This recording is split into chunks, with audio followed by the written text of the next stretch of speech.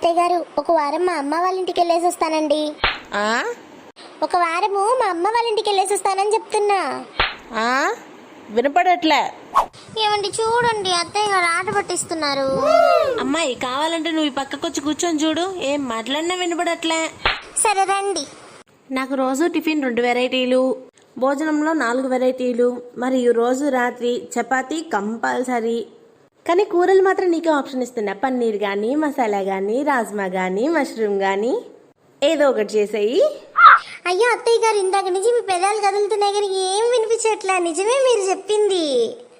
ఏంటి మీ ఇద్దరు డ్రామాలు ఆడుతున్నారా?